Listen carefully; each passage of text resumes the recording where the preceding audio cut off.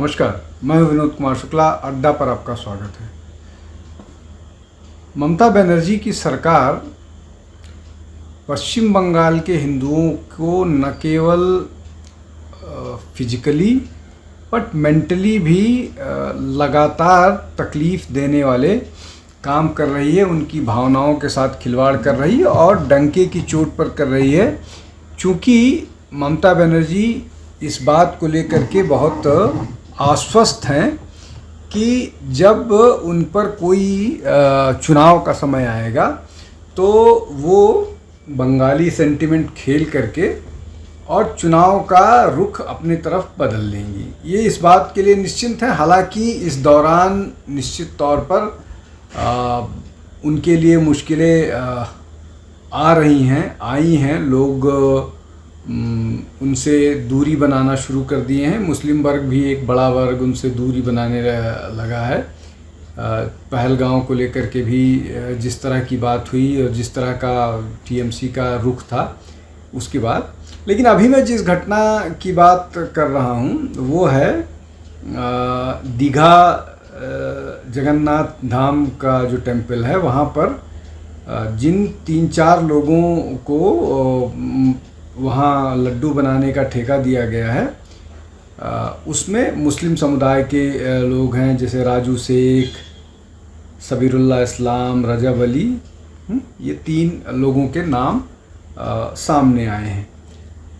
अब ये इस तरह की चीज़ें ममता बनर्जी की सरकार पहले भी करती रही है। अभी 2 दिन पहले हाई कोर्ट से उनको फटकार लगी है जब उन्होंने एक नई सूची जारी की ओबीसी की, जिसमें सारे के सारे मुसलमानों को, ज़्यादातर मुसलमानों को, मुसलमान जातियों को शामिल कर लिया है। जबकि ये मामला ऑलरेडी पेंडिंग है सुप्रीम कोर्ट में। तो ममता बनर्जी बहुत डेस्परेट दिख रही हैं। उनको ये लग रहा है चुनाव जीतना है तो उसके लिए जो भी करना चाहिए, और इसीलिए वो ये भी बोलती हैं कि दुधारू गाय का लात सहा जाता है।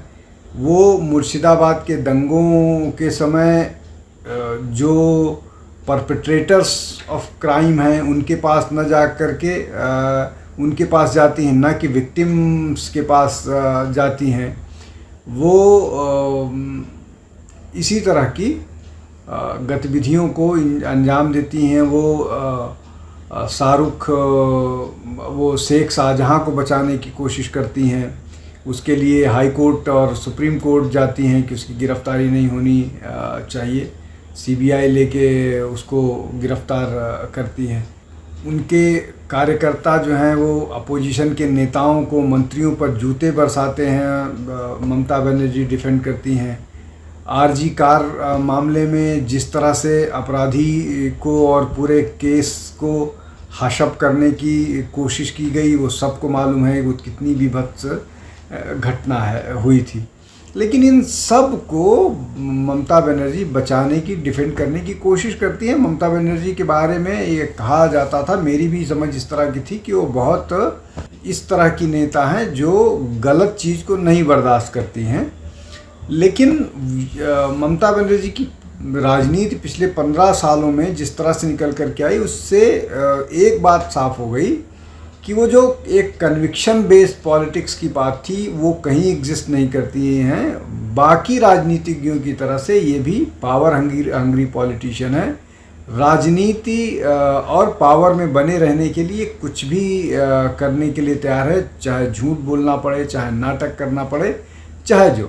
खैर, अब ये जिस मैं फेथ की बात कर रहा हूँ, या हिंदू मंदिरों में जो केयर टेकर या जो प्रबंधन में जुड़े लोग हैं वहाँ मुसलमानों को शामिल करना, ये ममता बनर्जी लंबे समय से लगातार करती आ रही हैं। जैसा मैंने कहा कि न केवल फिजिकली नुकसान करना, इमोशनली भी। अब इसमें कौन है, जबकि खान पान को लेकर के ही बहुत सारा मसला उठा था। शुद्धि अशुद्धि की बात, जिस तरह से खाने के सामान में थूका जा रहा था, इस तरह की घटनाएं शामिल हुई। उन सब परिस्थितियों को देखते हुए प्रसाद को बनाने में किसी इस तरह के व्यक्ति को जिम्मेदारी देना हिंदुओं के सेंटिमेंट के साथ, उनके धार्मिक उनके धार्मिक मान्यताओं को धक्का देना है, उसको नुकसान पहुंचाना। और ये ममता बनर्जी को इससे कोई फ़र्क नहीं पड़ता है कि हिंदू इस बारे में सोचते हैं, इसलिए कि एक सामान्य सी अंडरस्टैंडिंग हो गई है कि जो 30% के आसपास मुस्लिम हैं वो पूरा का पूरा ममता बनर्जी को वोट करेंगे। तो उनकी गिनती 30 से शुरू होती है। उसके बाद जैसा मैंने बोला कि 10-12% वोटर जो है वो इन 30% के प्रभाव में होते हैं, और ये आंकड़ा उस तरह से जाता है। इसके अलावा एक और महत्वपूर्ण बात यह है जो मैंने शुरू में कहा कि 10-12% लोगों को इमोशनल एंटी नॉर्थ इंडिया या कह लीजिए या एंटी यूपी बिहार कह करके वो अपनी तरफ ले आएंगी और चुनाव जीत जाएंगे। और यही उनकी चुनावी रणनीति रही है। उसमें डेवलपमेंट, उसमें वेलफेयर, उसमें और कोई चीज़ फिगर नहीं करती है। अभी जो सुप्रीम कोर्ट का या जो अभी जो कोर्ट का डिसीजन आया है कि जो भर्ती होनी है, जो टीचर का 26,000 भर्ती रिजेक्ट की गई है, उस भर्ती में जो 2010 की सूची है वहाँ तक के जितने भी लोग थे जिनको ओबीसी में डाला गया था उन सबको हटा दिया गया है। 2010 से पहले के जो लोग सूची में हैं उन्हीं को ओबीसी के लिस्ट में कंसीडर किया जाएगा। ये जो बातें हैं ये सब डेस्परेट बना रही है ममता बनर्जी को, कहीं ये मुस्लिम वोट खिसक न जाए। और इसके पीछे एक और बड़ा कारण है कि वहाँ पर या कांग्रेस जो है उसको अभी पूरी तरह से पश्चिम बंगाल में डिस्काउंट नहीं किया जा सकता। लंबा एंटी इनकम्बेंसी है ममता बनर्जी के साथ और हिंदुओं को लगातार वो नाराज़ कर रही हैं।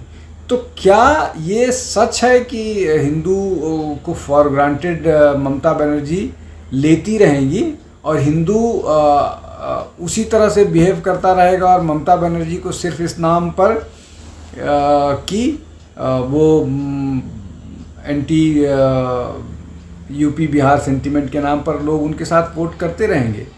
थोड़ा सा इसमें बदलाव नज़र आता है। एक बड़ा सेक्शन और है जो शायद सड़क पर विरोध ना कर रहा हो, इसलिए कि पश्चिम बंगाल की राजनीति में हिंसा बहुत ज़्यादा नज़र आती है। तो उस हिंसा के डर से हिंदुओं का एक बड़ा वर्ग शायद चुपचाप इंतज़ार कर रहा हो और मौके का इंतज़ार कर रहा हो कि जब ज़रूरत पड़ेगी तो वो अपने जो उनके पास डेमोक्रेटिक राइट है उस राइट के तहत वो अपना उसका उपयोग करेंगे और इनको हटाएंगे। लेकिन ये जो पूरा का पूरा मामला है मंदिर वाला, ये मामला निश्चित तौर पर पश्चिम बंगाल के लोगों को नहीं पसंद आ रहा है, आएगा। अब इसमें जो है ये जो मंदिर है ये उड़ीसा का जो जगन्नाथ मंदिर है उसके रेप्लिका के तौर पर है जो दीघा में है। और जो वैष्णव संप्रदाय है, चूँकि ये जगन्नाथ का टेम्पल है तो ये वैष्णव संप्रदाय का टेम्पल है, वहाँ पर जो है ये इस तरह का निर्णय करना निश्चित तौर पर हिंदुओं के सेंटिमेंट को हर्ट करने वाला है। अब चूँकि ये मुर्शिदाबाद में है और वहाँ पर मुस्लिम मेजॉरिटी है तो ये वैसा ही है और इसको लेकर के बीजेपी तो खैर विरोध में आई गई है, लेकिन इस पॉलिटिकल उसमें नहीं जाते हैं। लेकिन ये जो जगन्नाथ टेम्पल है, उसका जो जगन्नाथ मंदिर पुरी का रेप्लिका है, वहाँ पर इस तरह का प्रसाद को लेकर के निर्णय करना निश्चित तौर पर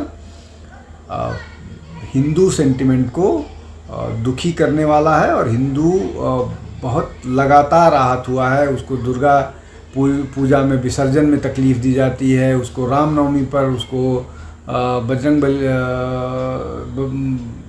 जयंती पर प्रोसेसन नहीं निकालने दिया जाता और एडमिनिस्ट्रेशन की तरफ से अड़ंगा लगाया जाता है।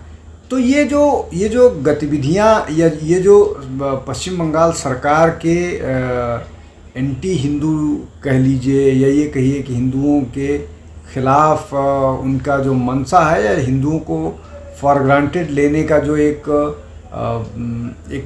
प्रचलन हो गया है पश्चिम बंगाल में, क्या वो ममता बनर्जी के लिए मुश्किल नहीं पैदा करेगा? निश्चित तौर पर, इसलिए कि इसको लेकर के लोगों में बहुत नाराज़गी है। खैर अभी चुनाव में फिर भी साल भर से ज़्यादा का टाइम है, लेकिन हम इस पर नज़र रखेंगे, देखते रहेंगे। लेकिन ये जो सारे निर्णय हैं निश्चित तौर पर फिजिकली जिन लोगों पर पुलिस हिंसक होती है, पुलिस मारपीट करती है, उनको नहीं निकलने देती है बहुत सारी चीज़ों पर विरोध प्रदर्शन में, लेकिन ये भावनात्मक रूप से तोड़ने की सरकार की मंशा नज़र आती है। ये इमोशनल रूप से टॉर्चर करने की सरकार की योजना है। वो कितनी कामयाब होगी ये तो आने वाला समय बताएगा, या इसका रिपरकशन होगा चुनाव के दौरान। हम सब नज़र बना करके रखेंगे। आज के लिए बस इतना ही। बहुत बहुत धन्यवाद। नमस्कार।